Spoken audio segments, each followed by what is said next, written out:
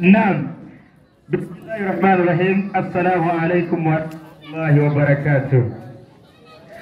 Reka kandi nongere shimire uhoraho Allah subhanahu wa ta'ala.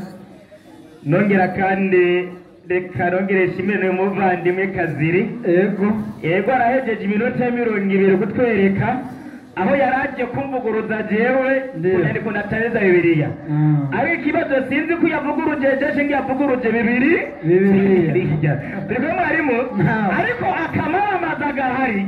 Wara ajashingi nayo yuko Yesu ari iki Imana ariko gayemwe Imana irajya Imana irafungura Imana irasonza rekada Imana bayisilamu Imana irasiramu nibitanga abamera kibali isilamu kwa maboko hejuru abamera kibali yaja kwa muganga kwa dogiteri bakayikacho bakayigegena amaboko hejuru nano maribu cumi na rimwe bidatsindiruka ubutumwa bwiza bwanditswe na Luka ndiyo 11:37 haragira ati akibivuga umufarisayo aramuhamagara ngo amuzimane ndiyo arinjira Yesu yasimana umufarisayo acarinjira mu umufarisayo bigenda ngwiki maze aricara ngo ajye yaciye yicara ngafunga bigenda gute umufarisayo abibonye biramutangaza umufarisayo y'ukuru Yesu akarakubita indori yarakubita sha inibera umutera ugira mugaga wo kumaneza kawuvuga tereza kanye bigenda biki biramutangaza aratangara bigenda gute kuko atabanje gukaraba taraje yambera ng'Imana yagiye gufungura itabaje no gukaraba yumva mikige yakigwara korera macinya umva yaci ipagirikani kubera macinya korera n'Imana yina nanizo kigira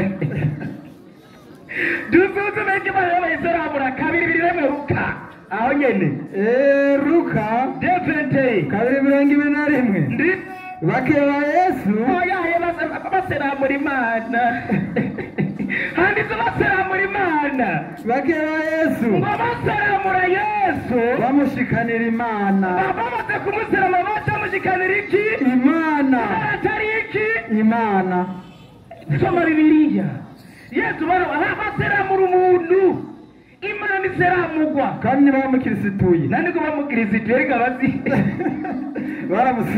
baramusiramuye mwarimu akara kamara mazuja kuba ngo Yesu ni Imana wallahi na kamara mazakari ni ngorane peka ninje kunyere kuyatanze kuyadukoresha ngaho mwanya twagiye mwarimu yasize kibazo ngabajo baranga Paulo ati mbega Paulo abafitiye ijyahe deni ndiyo basiza twabwideni Paulo dufitiye nuko Paulo yazanye propaganda ikinyoma ngaha kwisi ikinyoma gute kabiri 13 Tito yavuga ati twitege ibyizigiro by'amahigwe no kuzeserwa kwa Yesu niyo mana yacu ihambaye n'umukiza nikete Paulo yandikiye Tito ashingine ko Yesu ariyo mana rekurabindi kete yandikiye Timotheo wa mbere kabiri gatatu Timotheo wa mbere kabiri gatanu soma tumvirize ngaho haragira ati kuko hari Imana imwe wumvirize Paulo ayandikiye Timotheo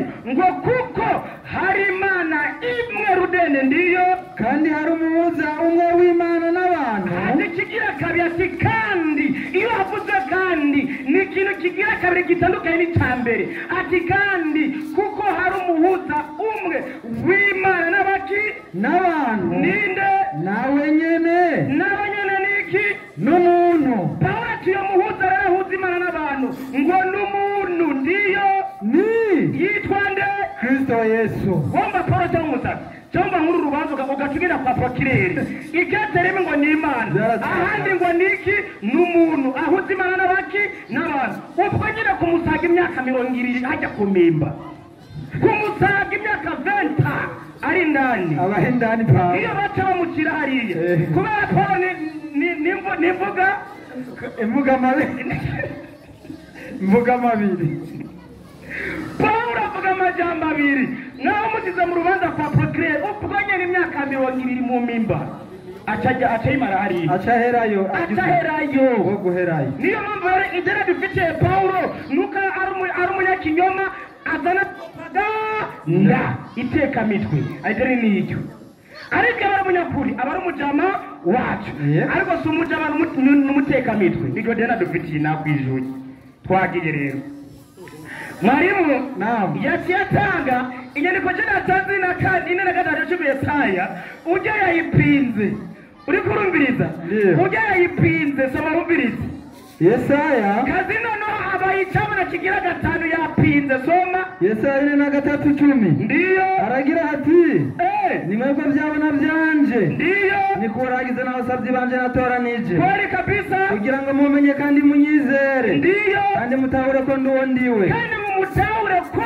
ndiwe nta mana yigeze kumbwa hirya yanje hagarara amaze kumva Imana ivuze ko ndiwo ndiwe acaraza ngo rega ngo na Yesu ngo niwo ndiwe wabyita gukati korose urumva bagiri ngo na Yesu ngo niwo ndiwe aho yajaza mu 8:24 Yohana so numviri abantu muri sona gaseko so 8:24 8:24 ndiyo 8:24 haragira ati changamuka msomaji na changamuka nimba tamwemera ugira naomba ende ikurungikire haragira ati icyo nicyo gitumye mbabwira ko muzopfira ati cyo gitumye mbabwira ko muzopfira mu byaha byanyu ndi kuko nimutizera ko ndiwe kuko mutizera ko ndiwe bantagare kwanza ufunge kwanza break uyu muvandimwe kazira cyazanga ngo niwumva ko na Yesu yitangaje yuko ari uwo ndiwe manake Yesu ngo niki ndimana mbega ikibazo kuko mutamenya ko ndiwe inde igikisoma muzopfira mu byaha byanyu ati mutaramenya je mu naho uwo ndiwe ngo muzopfira mu byaha byanyu tumenye gute nuko bamubaza bati urinde wewe baca baramubaza mbega none wowe urinde maze Yesu arabishura ati maze Yesu discours direct apana indirect atarabishura ati ndico nababwiye bwa mbere ati ndico nababwiye bwa mbere ndiyo mfise ibyo kubabarira byinshi mfise ibyo kubabwira byinshi no kubacira urubanza ndiyo kandi uwantumye kandi wagize iki uwantumye ndiwe n'ukuri ati kandi uwantumye ni ukuri kumbe Yesu kumumenya uwari ni intumwa y'iki y'Imana kumbe yaratumwe kandi wamutumye n'ukuri nagari iteka mitwe Imana ivuga ukuri kumbe Yesu niwo ndiwe niki intumwa y'Imana utaramenye ko Yesu ari intumwa y'Imana wowe uzopfira mu byaha byawe kumbe kazira azopfira mu byaha byiwe waramenye ko Yesu ari intumwa y'iki y'Imana akazi kariki kutageza 2006 yo kubwira amazuru arajya dunyuri kuri Benikati cyabakirese je murarweza acaraja ko mwarimu ngo watanze Yesaya ngo wagiye yubona bureka ndagukureyo mudakwereka Yesu kariwe Mana yashata kigera gazenatiza yajeri shora gaseko sobaje turabahanura ndazuko na rezo ziduga neza za limiteri soma Yesaya 9:6 ndiyo ubwo mwana tuvukiye wumvirize iyi nyandiko y'amajambo ariko avugwa mu gihe cya Yesaya kandi uyu mwana avutse mu gihe cya Yesaya ni akubu pesa apana kazoza si umwana azovuka ni umwana yamaze kuvuka mu gihe cya Yesaya kuko umwana atuvukiye ndiyo duhawe umwana w'umuhungu duhawe apana tuzohabwa duhawe mikuru kazoza byacyo bati tuzohabwa yabari future tense kazoza fitiri soma ubutware buzoba ku bitugu byiwe ubutware buzoba ku bitugu byiwe azokugira itangazo umucanama Imana y'ubushobozi data wa twese uhoraho genda gakirere uyu mwana yavutse azokwitwa kwitwa no kubana amavuga biratandukanye ino musora kwitwa kabwana ntabwo bisosora kuko je ndimbwa shobora kwitwa umwana wo mwibarabara nibisogiye ko je nabyo nibarabara nibyo niswe ariko ibyo niswe sibyo ndi ibyo niswe bitandukanye nibyo jewe ndi nikibyemeza atarabaza ikibazo mutwereke rero uyu mwana avugwa ngaha nimba atarinde Yesu cyo kibazo asize ngaha Naam. ngoma ndamukwereke nka mwarimu wawe aho nyene Yesaya 7:14 usome Bibiliya imprimati usobanura bari kwanza uhera ngaho ndamwigishe Yesaya 7:14 ndiye Biblia imprimato Yesaya 7:14 ndiyo inasema hivi uaguzi juu ya Emanueli ni mmoja ya maaguzi makuu ya Isaya juu ya Masia ndiyo atayetoka katika uko uyu Emanueli nuna azokomoka hiyo atatoka katika uko wa kifalme azokomoka mu bwoko bw'abami bw'icami kadiri ya wafafanuzi wengi wa Biblia ati ku basobanuzi benshi batandukanye ba Bibiliya inayoahidiwa na Isaya ngo bihwana neza kubisunda basobanuzi ba Bibiliya ngo bihwana neza ngo n'igitabo cya Yesaya kangahe itakuwa kuzaliwa kwake Hezekia ngo bihwana neza ko hazovuka uwitwa Hezekia ujya mwana yitwa nde Hezekia niwe yavugwa hajya kuko umwana atuvukiye yitwa nde Hezekia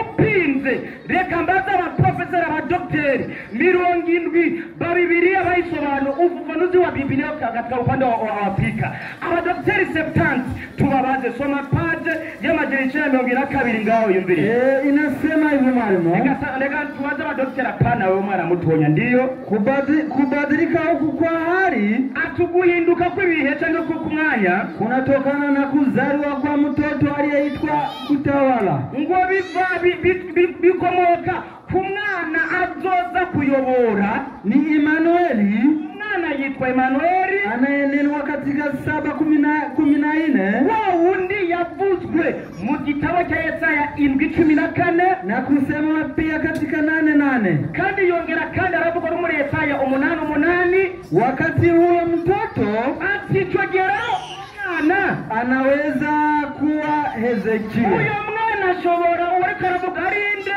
Hezekia abana abadogiteri 70 abadogiteri 70 turi kumwe abadogiteri 70 apana wewe basobanura Bibiliya uyo mwana ni Hezekia kandi umwana mwarimu yatunzwe nibyo byamutunze upinze ndagwinyandika 8:3 Yesaya Bibiliya y'ikirundi 8:3 Yesaya Bibiliya y'ikirundi ndiyo nuko ndari umugore nuko ndari umugore muvugishwa Saminda ndiyo abyara umuhungu mazora wacarambarira ati mwite Maheri Sharari Yashibazi 7:12 Bibiliya y'ikirundi noherekana njya ibyatunze uwo mwana 7:12 14 7:14 7:14 ndiyo icyo tuwa ubwiwe ari wagira biherekemanyamenya ndiyo raba atiraba inkomi zo Saminda iri nibugwa rw'ijya mwana muri Yesaya ndiyo ibyara umwana w'umuhungu ibyara umwana w'umuhungu uzomwita Emanueli mwita Emanueli ndiyo urubu n'ubuki nivyo bizomutunga hagarara uyu Hezekia yatunzwe n'urubu n'ubuki nizo ngaburo yariye ariko Yesu ibyamutunze yagandagura imikate n'amasamaki n'imitsima nibyo Yesu yarya n'amacapati Yesu nagwigeze atungwa n'urubu n'ubuki utaza ngakuduka kuvuga ngo ni Yesu tangaruka ndakwereka akantu k'ubwenge k'abanyabwenge ndaza kugaruka tugere mwarimu aho yaciyagenda kandi umurikire yacagenda Qur'ani 17:45 Qur'ani yarotse mbanje kujiga Qur'ani ndende na Satani yavumwe ndiyo kwizina ry'Imana nyene imbabazi nyene impuhwe koli 17:45 aragira ati Bibiliya y'Ikirundi tafsiri kirundi barakubaza kuvyerekeye umushaha ni Gaburiyeli amajeta Muhammadi barakubaza kuvyerekeye imisha bavuze imishani imitima ndiyo vuguti ati vuguturishure umushaha ati umushaha uri mu bintu ubumenyi bwayo buri ku muremyi wanje uri mu bintu ubumenyi bwo kumenya ibiri mu mitima y'abantu ubumenyi bwabo buri ku muremyi wanje ndiyo namwe naco mwahawe mu bumenyi kiretse dukeyi ati namwe naco mwahawe mu bumenyi bwo kumenya ibiri mu mutima w'umuntu kiretse dukeya nimbupinga wowe urazira umutima w'wanjye abizi navyatsi nanje ziri mu mutima wawe ariko ubwo bumenyi dukenya urashobora kwiyumvira ukeka amenya umutima wawe ariko ariyumvira ibintu bimeze uku nuku ega rose muhemu roho si mwe Roho roho ni mutima. Imitima ndo roho. Wakibaza ngo ni roho si mwe. mwe Genda urigeragezwaye. Twagiye mwarimu.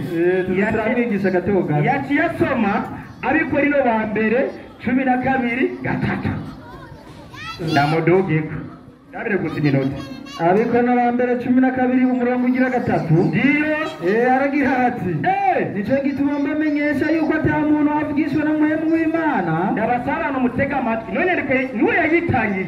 Kabiri garaziko no bambera ati nico gituma ndababwira ko ata muntu avugishwa namwe mu w'Imana. avuga ati Yesu ni kivume Avuga ko Yesu ari iki? Ikivume. Mwarimu. Naam. Iryo kete yandikiye Abikorino. Nawe uvugishwa namwe mu w'Imana yovuga ko Yesu ari iki? Ikivume. Pawulo abivuze muri Korino ba mbere.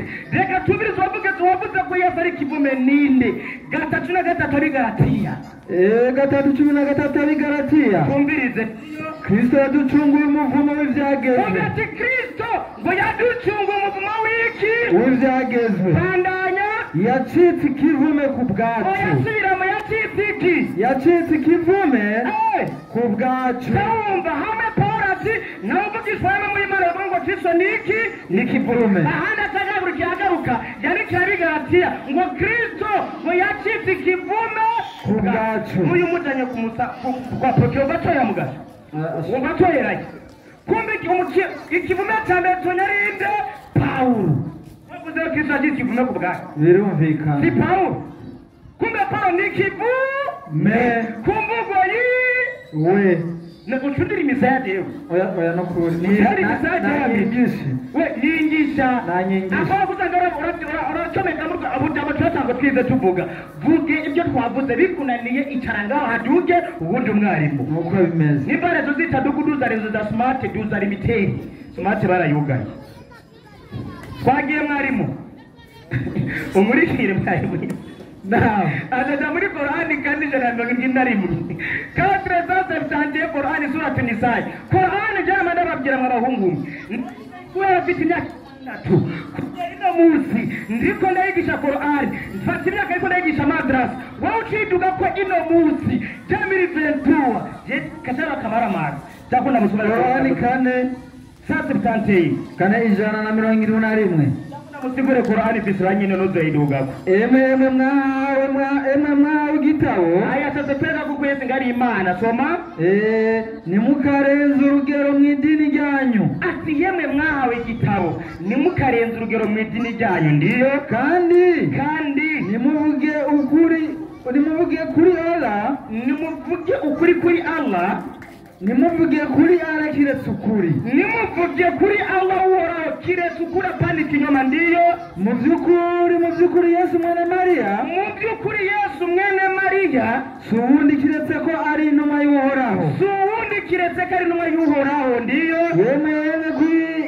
Yaremwe ku ijambo ry'uhoraho. Ngo yaremwe ku ijambo ry'uhoraho. Allah yarungikanye umutima mweranda ariwe mu marayika Jibril. Hagaraye. Ataraduka ngo Yesu niwe jambo ngo niwe Mana.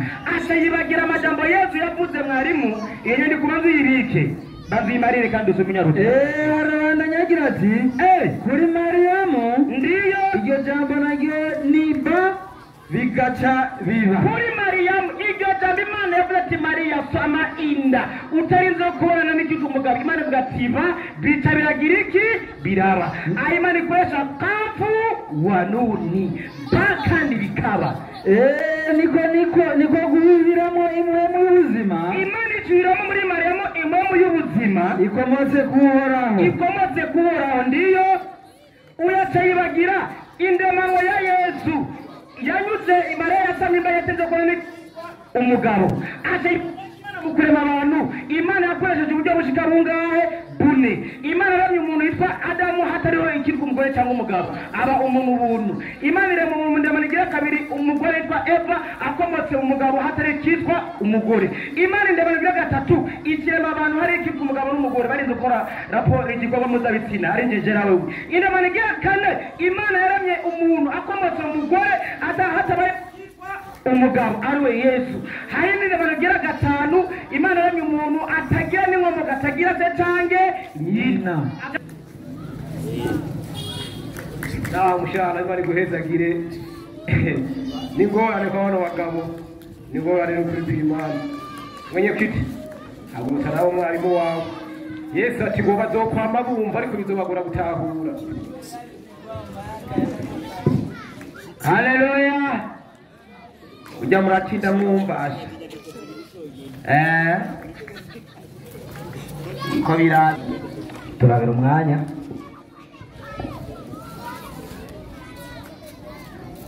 tunashimwe cyane. Amena.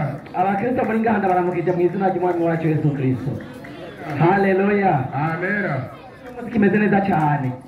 Ikigo cy'uno munsi narinzi ko mu Islam aza guhaguruka agatora agapapuro naroge ntari abana bakinira agapapuro kanditse ko ngo Yesu si Imana niko nahindindiriye gusa ariko yakabuze ibiri ngaha aracari hariya yo Imana ijya yo Imana iruha yo Imana icyo cigwa Yesu ashimwe cyane. Amen. Haleluya. Amen. Icyo cigwa aho kugoma icyo cigwa nyene c'Imana ijya canke iruha Imana ishobora kugwara uze kuzana icyo kibazo ariko tanga umwe gusa uvuga ati Yesu si Yesu ashimwe cyane. Haleluya. Amen. Haleluya. Amen. Niho muri ego shaka mu guteka ku makota wambere ushaka kota 200 tumwigishe Yesu nashimwe cyane. Amen. Uyavuye ngaha yagarutse asura atanga mutima kabiri ku murongo wa 5 siramusomera abantu yatanze Timotheo wa mbere ego kangahe mwarimu kabiri gushika kuri 5 Timotheo wa mbere kabiri kuri 5 ugeze 5 ego ndasoma mu izina rya Yesu. Yesu agumugisha Timotheo wa mbere kabiri 5 changamka kuko hari Imana imwe kuko hari Imana imwe ego kandi hari umuhuza umwe w'Imana n'abantu nawe ninde nawe nyene n'umuntu ninde ni Kristo Yesu. Ageze ngacyamba ko Kristo Yesu ari umuki ngo ari umuhuza w'Imana n'abantu ariko ntagomba gutahura mbega uyu muhuza twabona umengo n'umuntu mbega ni wonyene n'umuntu yuje ari Imana cyane n'ubundi genda bikono ba kabiri 5 mu 19 changamka abikorero ba kabiri aho kutahasomwe guhatahure abikorero ba kabiri kangahe mwarimu zane byanditswe 5:19 abikorero ba kabiri 5:19 ahabwa ngo iki ndasoma mu izina rya Yesu aguhumugisha ati ngo iki havuga ngo iki haravuga ati ngo iki niko kuvuga yuko Imana yari muri Kristo. Imana yari hehe muri Kristo bandanya ego banda ay mikrofone hagarika umwanya bashe mwapire hagarika umwanya cyangwa pire kreyo sawa tubandanye ego haravuga ati wiki niko kuvuga yuko Imana yari muri Kristo. Imana ari ndani muri Kristo weza hepfo yicuza n'abari mu isi yari kuza ngo umuhuza w'Imana n'abantu ngo ni Yesu twumva ko Imana niyo yujuje n'abari mu ijuru niyo yujuje n'abari isi yujuje n'abari mu isi kandi twumvise ko niyo muhuza w'Imana n'abantu usanga ari Imana ubwayo yujuje n'abari mu isi aho kutari wasoma. Haleluya. Amen. Reka twibandanirize avuye aho ajavuga ngo Imana mbega Imana irajya mbega Imana irasonza mbega Imana iragira gute twanditswe mu Roma 9:5 changamka igitabo cya Roma 9:5 avuga ngo iki ndasoma mu izina rya Yesu. Abaroma 9:5 haravuga ati byanditswe afise basogokuruza babandi babandi kandi ku mubiri Kristo yamutse kuri bo kurujya mubiri twabona Kristo ujya mubiri yari afise wamutse kuri basogokuruza babandi. Yesu nashimwe cyane. Babandi baganzwa n'ibyagezwe babandi baganzwa n'intege nke babandi baganzwa no gusonza ujya mubiri twabonye ngo wamutse kuri basogokuruza bariyanye n'icyo gituma nawe yagira gute yasonza ariko manuka hepfo sasa yamutse kuri bo niwe ari hejuru ya byose niwe ari hejuru ya byose niwe Mana ikwiye gushimwa ibihe bidashira. Amena. Haleluya.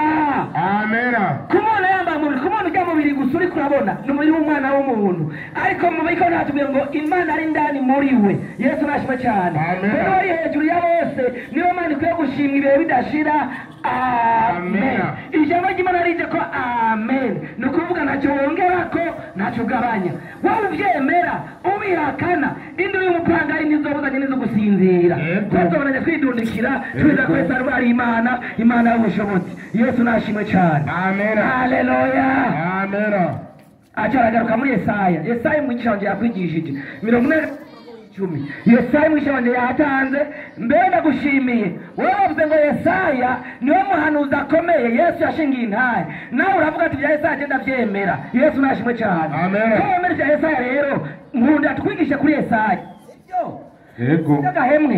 Yesaya 3:5 umurongo wa 3 gushika kuri 4. 3:5. Wewe ivyo kujya Yesaya mu byukuri ni uri kurahakana uravyemera byose cyangwa muka. Avuga hati. Mukomeza amaboko areganutse. Mukomeza amaboko areganutse. Bisha amavi aregarega. Komeza. Mubwira abahagaritse imitima. Mutirema. Haco mutinya. Ego. Raba.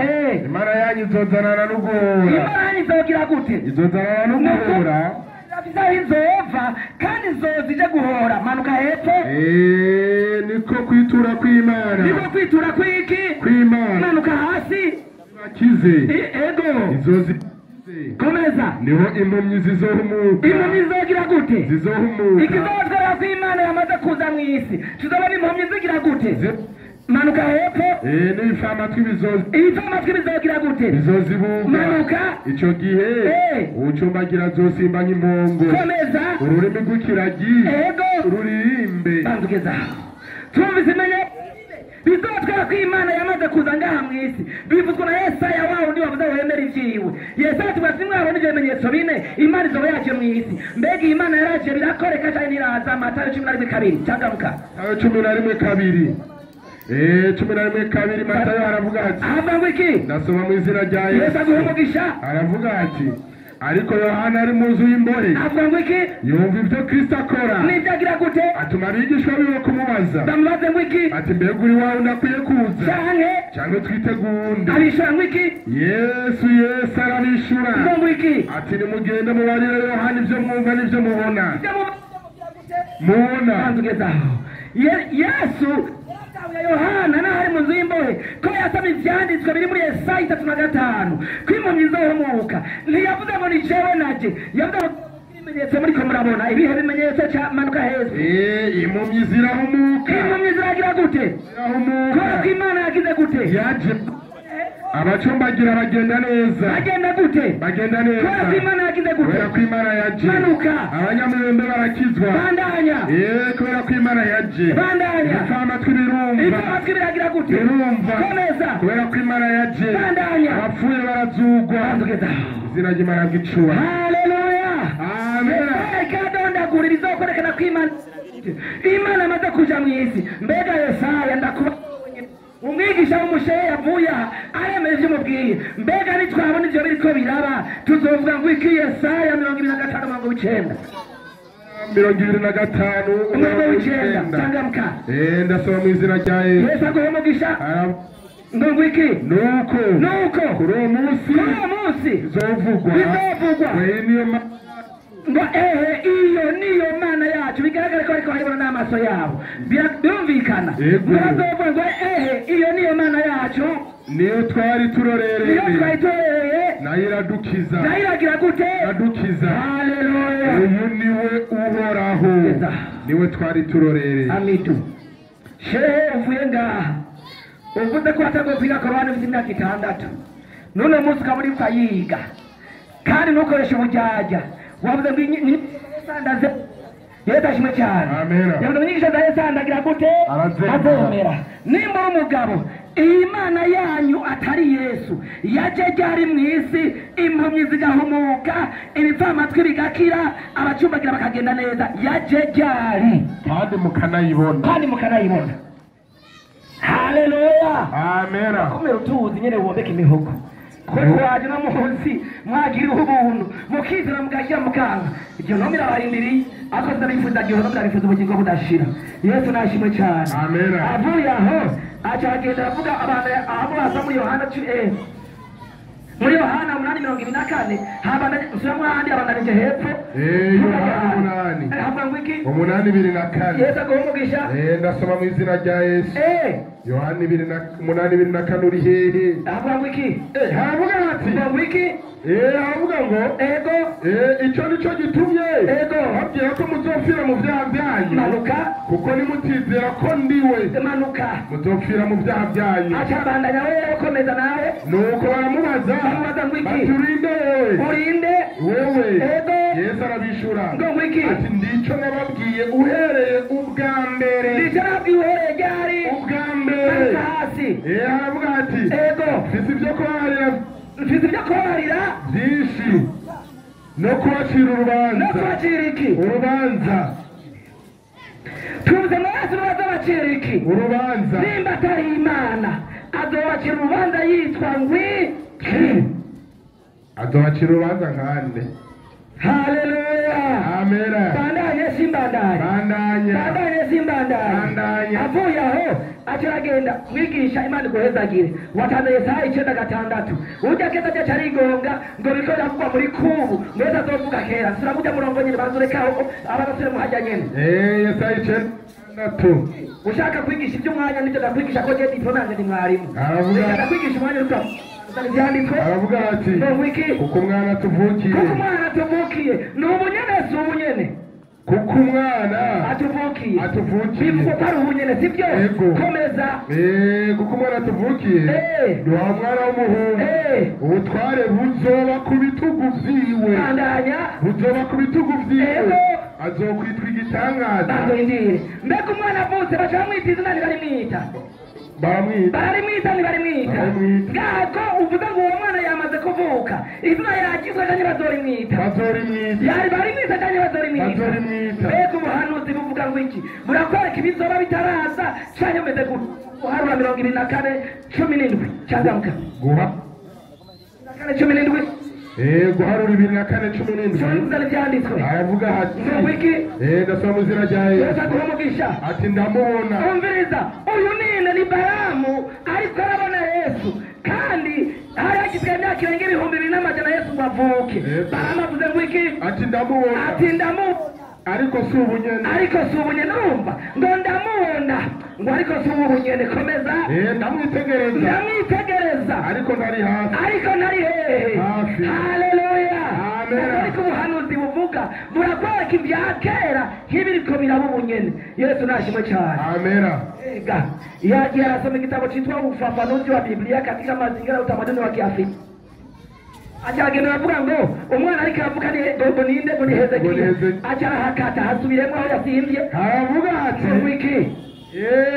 ati ndiko nyene yatanze ivuga ngo iki kubadilika huku kwa hali kunatokana na kuzaliwa kwa mtoto anayeitwa kutawala ni Immanueli anayenenwa katika 7:14 endelea na kusema pia katika 8:8 leta mwanangu kati huyu mtoto anaweza kuwa Hezekiya ageze ngangu yo mwana ariko yaravutse ashobora kuba arinde Hezekiya ageze aho acarahagarara yanze kubandanya hepfo kibandanya mwarimu bavuze anaweza kuwa ashobora kuwa komeza abana havuga ati uwezo wake ati ubushobozi bwiwe wa kibinadamu bijanye n'ubw'umuntu wa hekima n'ugwaneza amani n'amahoro ungwana n'ukwishyira bugufi na haki n'ukuri umeunganishwa na sifa zitokazo juu ambazo ni Mungu pekee ndiye aliye nazo n'imico ifatanye n'ijuru atauni mwana w'umuntu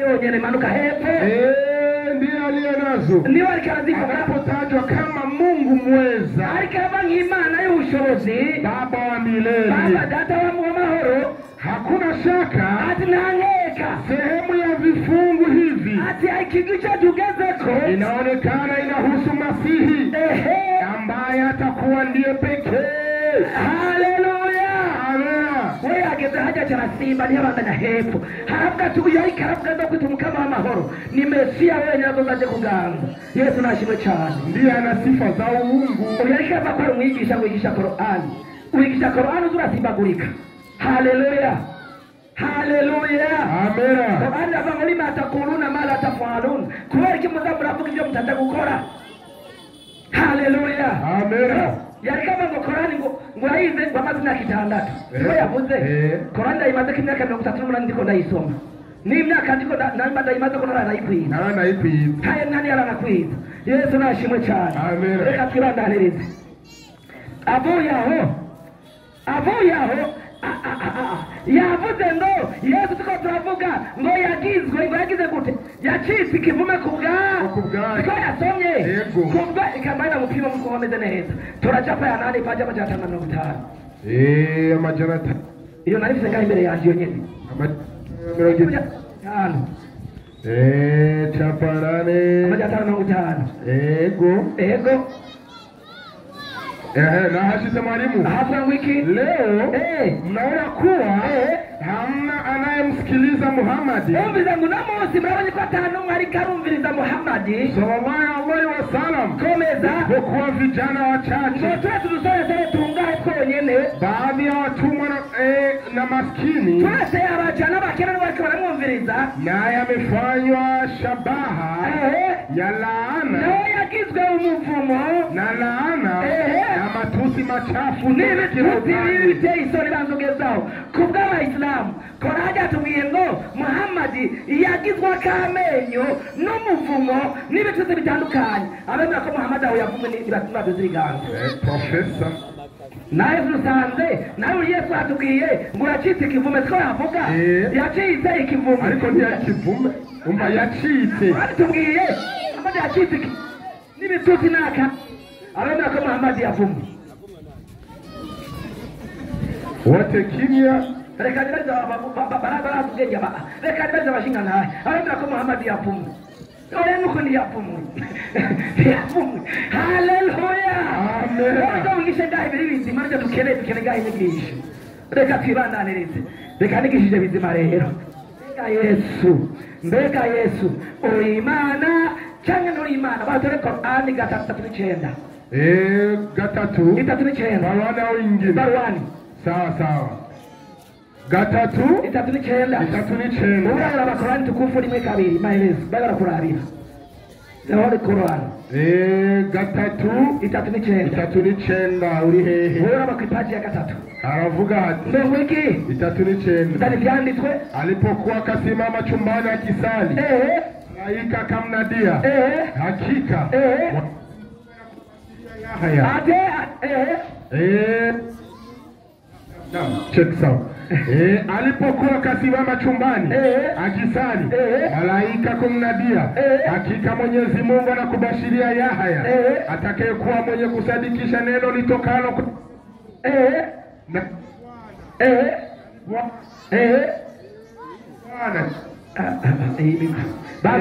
check sound tunasabe ibikoresho kwa kina nani haravuze ngo Zakaria yabwiwe n'umumarayika kwimana imuzana inkuru nziza zo kuzovyara Yohana azoza aje kwitangira imbere uzoza ari we Yesu bijambo vya kumana ngo atakuwa Bwana kabisa ili jambo Bwana kabisa ulisanze muri Korani rivuga iki sinja kure mbadusobanura bwa Korani nyene ili Bwana risobanura iki Korani rimwe kabiri maelezo rimwe kabiri hapo iki Nabii Alamin Mola ulimwengu neno Rabbi jambo Rabbi ina maana risobanura Mola Bwana mwenye kitu Bwana nikubanye n'ibintu anayestahili kutiiwa itategeza kuba bagasengwa anayetengeneza vilivyoharibika asanure cyamaze kononekana imitima yasambuza kayisanasana anayehifadhi na kukuza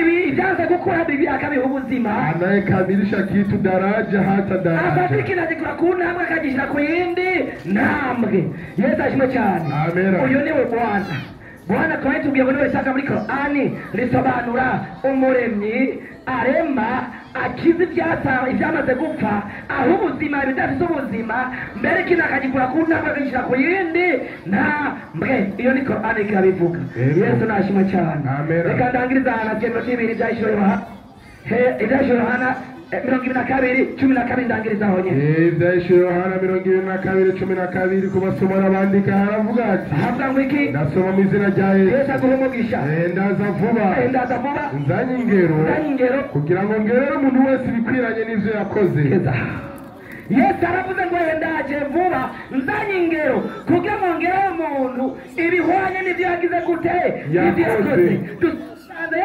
tanga ingero warakoze n'abazoguhana warakoze n'abazoguhemba mbega Korani umuntu abikora ni Imana cyangwa se Imana Korani 20 15 20 Korani uri he 15 20 avuga ngo 20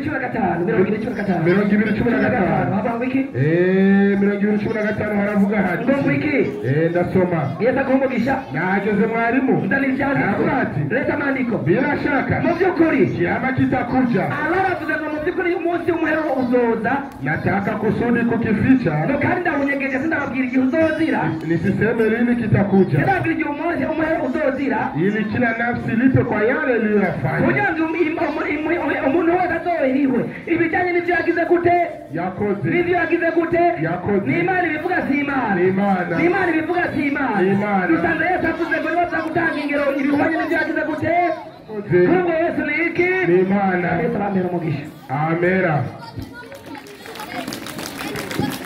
haleluya